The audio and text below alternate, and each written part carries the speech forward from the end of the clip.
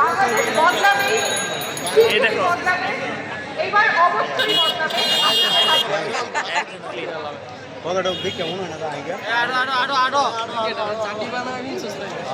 প্রিয় উপস্থিতি, এই মুহূর্তে আপনাদের সামনে বক্তব্য রাখবেন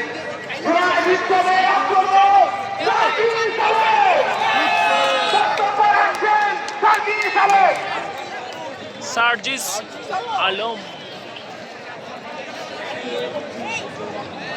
বাংলাদেশ জাতীয় নাগরিক পার্টি